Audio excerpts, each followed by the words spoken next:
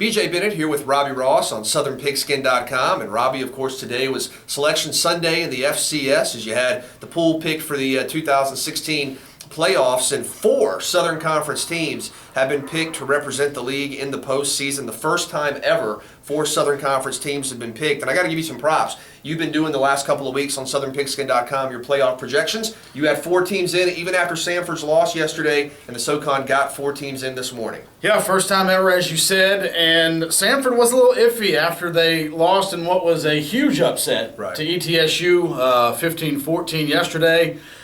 I had them out initially last night when I did my first draft, but then after other things took place yesterday afternoon out in the Big Sky with Montana losing to Montana State to drop them to 6-5.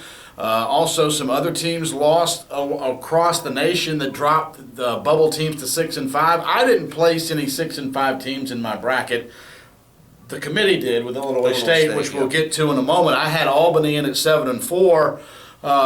Because I just felt that a 6-5 team was not qualifying of being in the tournament. But then at the end of the day, I did put Samford in at 7-4, and they got in. SoCon with 4 teams in for the first time. Yeah, first time ever. So a big morning, a big Sunday morning for the Southern Conference. I want to go through these teams one by one as you have the outright conference champion, the Citadel, and then Wofford, Chattanooga, and Samford all getting into the FCS playoffs. For the Citadel, what an amazing run for Brent Thompson. They lost to North Carolina on Saturday, but 10-0, a perfect season through the FCS, and history was made just about every week. And you know what I like about this team? They run the football, of course, very well, one of the nation's best rushing attacks, but 5-0 in games decided by 7 points or less this year, and they were rewarded, Robbie, with the number 6 national seed. Which I had them a little bit higher going into this until yesterday, and I think the 6th seed is probably a little bit low for them, but that's where the committee had them all throughout their top 10 rankings that they released back at the beginning of November.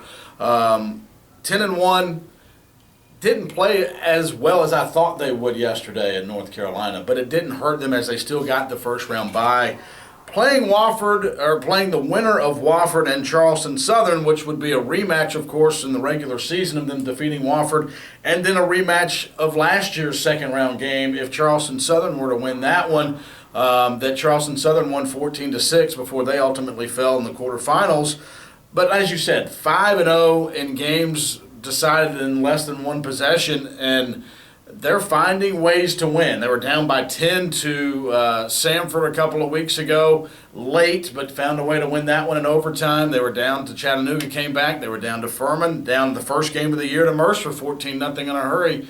And so they found a way to just chip away. And even though when they're down by multiple scores, they don't panic, they don't get away from the run, which sometimes hurts run-oriented teams, but they found a way, and Brent Thompson's done a phenomenal job in his first year. Yeah, magical season in Charleston, and as you said, the Citadel will play the winner of Wofford and Charleston Southern. Wofford's 2 FCS losses by a combined 5 points, 2 losses in league. They have Charleston Southern, but a team that is very, very good defensively. They're going to run the ball very similar to the Citadel, and they get in at 8-3 overall. And Wofford, they've been playing in the playoffs for them for the last 4 weeks. They've won 4 games in a row in the league to put themselves into the position to host a game in Spartanburg at 2 o'clock on Saturday against Charleston Southern, which they like to run the ball as well behind Jamie Chadwell's leadership. They are 7-3. They only played 10 because one of their games was canceled due to Hurricane Matthew.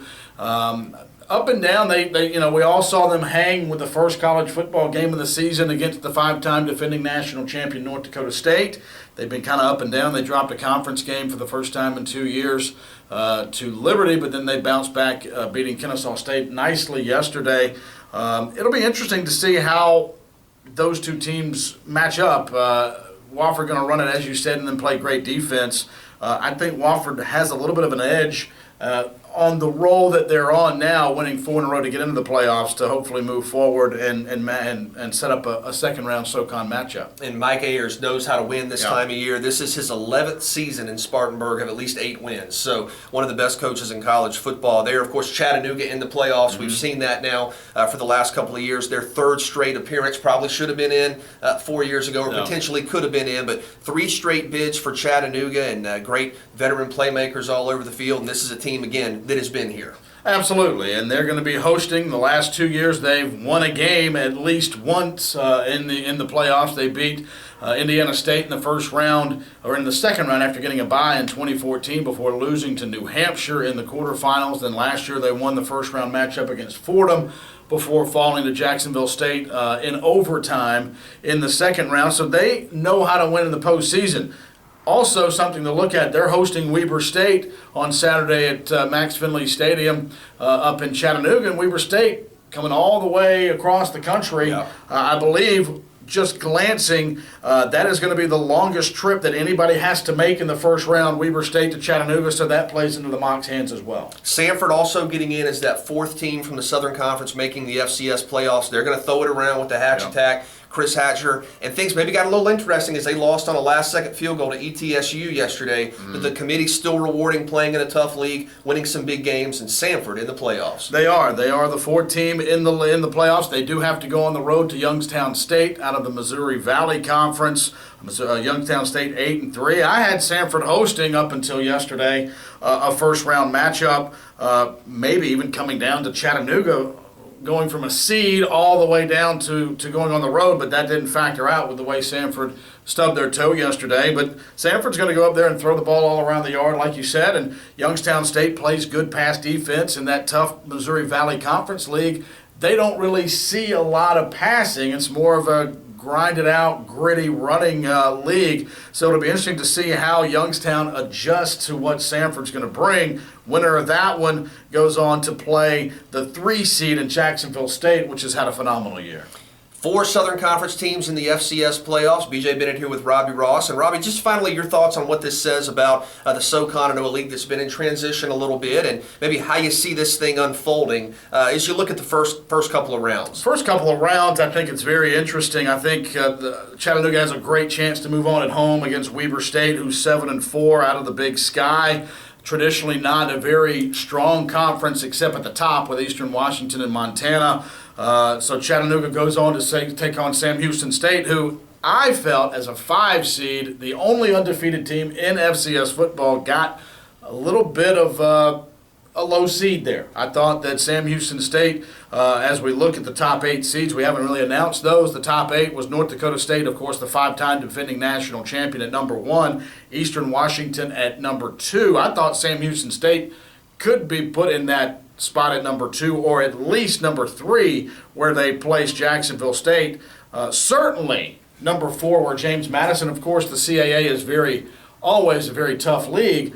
I think Sam Houston State's strength of schedule is what put them in that 5 spot. The 6 seed, as we said, is the Citadel, 7 seed North Dakota, and the 8 seed is South Dakota State. And all of those teams have first-round byes. All of them have a first-round bye with the 24-team setup. But I like Chattanooga to move forward against Weber State.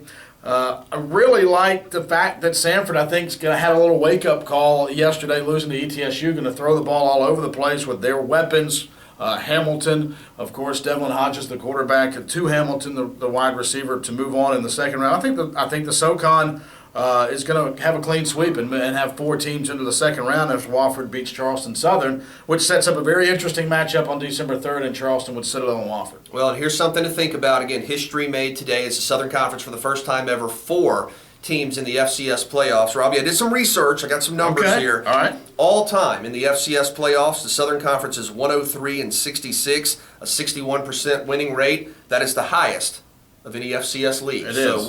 We'll keep that in mind. For more on the Southern Conference and the FCS playoffs, make sure you check out southernpigskin.com, and Robbie Ross will have it all covered. BJ Bennett here with you. Congratulations to the SoCon, 4 teams in the FCS playoffs.